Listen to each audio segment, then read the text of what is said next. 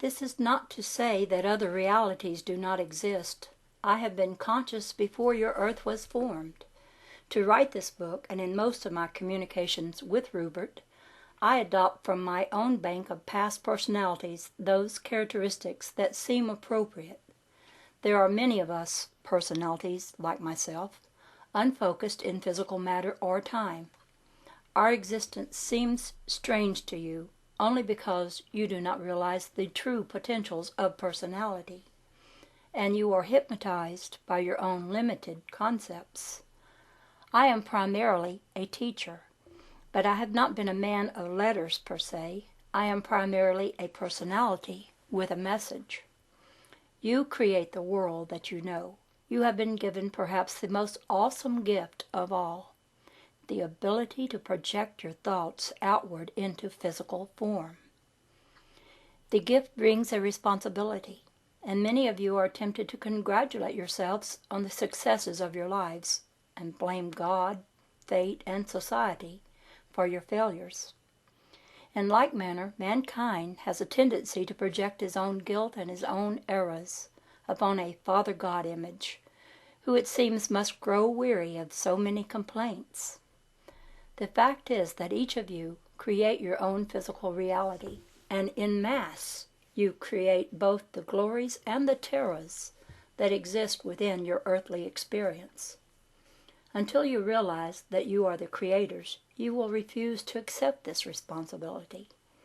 Nor can you blame a devil for the world's misfortunes.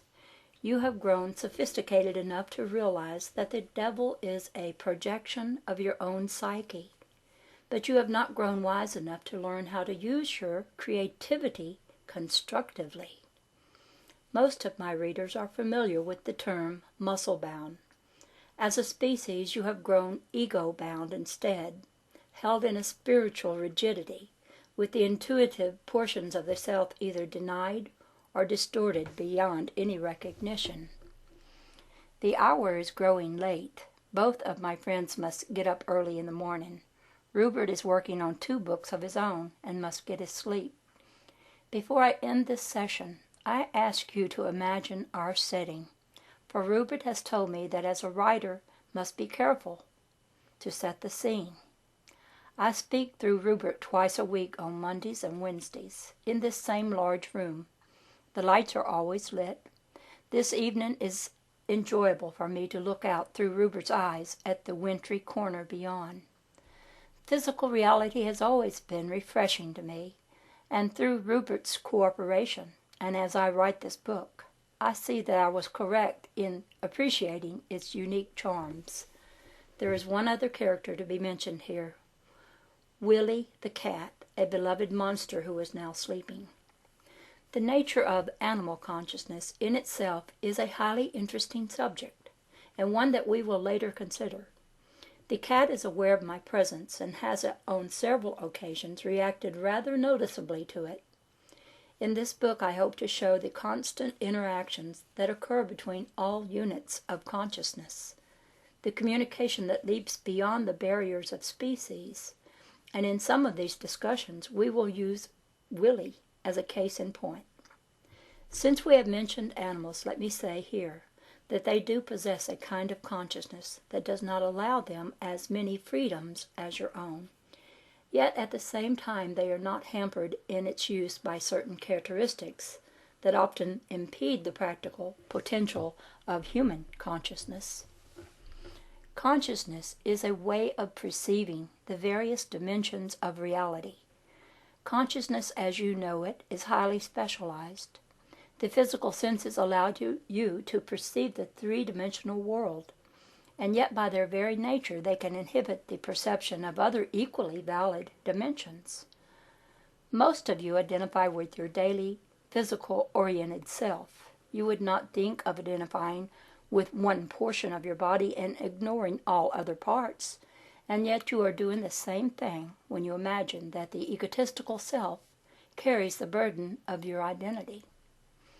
I am telling you that you are not a cosmic bag of bones and flesh thrown together through some mixture of chemicals and elements. I am telling you that your consciousness is not some fiery product formed merely accidentally through the inner workings of chemical components. You are not a forsaken offshoot of physical matter, nor is your consciousness meant to vanish like a puff of smoke. Instead, you form the physical body that you know at a deeply unconscious level with great discrimination, miraculous clarity, and intimate unconscious knowledge of each minute cell that composes it.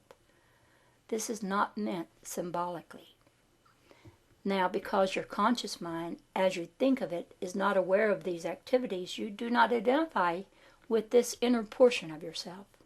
You prefer to identify with the part of you who watches television, or cooks, or works. The part of you think knows the part that you think knows what it's doing. But this seemingly unconscious portion of yourself is far more knowledgeable. And upon its smooth functioning, your entire physical existence depends.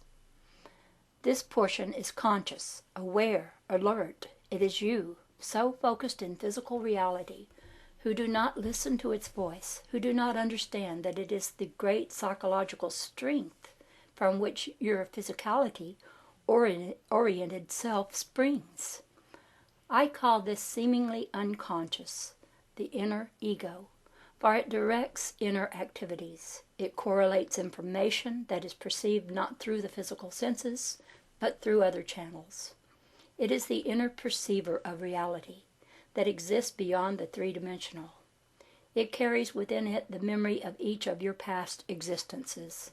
It looks into subjective dimensions that are literally infinite, and from these subjective dimensions all objective realities flow. All necessary information is given to you through these inner channels, and unbelievable inner activities take place before you can so much as lift a finger, flicker an eyelid, or read this sentence upon the page.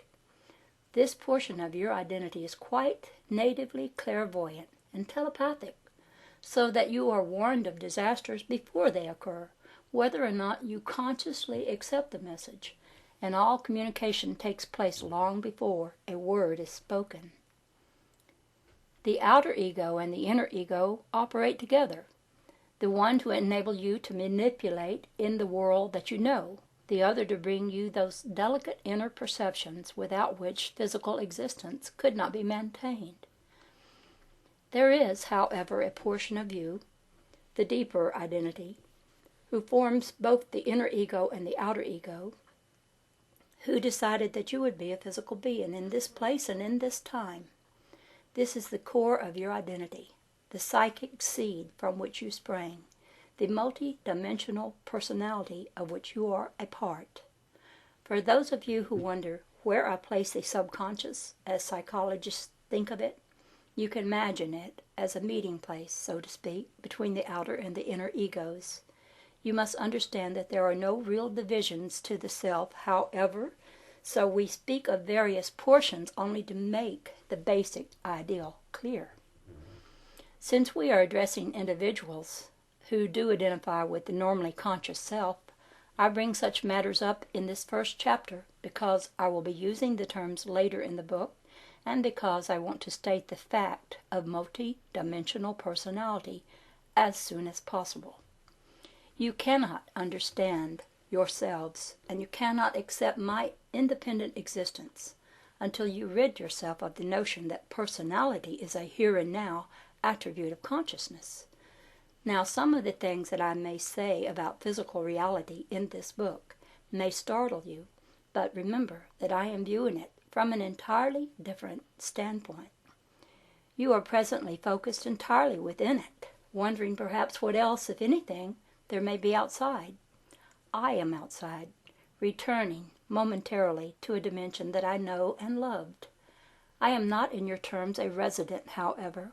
While I have a psychic passport, there are still some problems of translation, inconveniences of entry that I must contend with,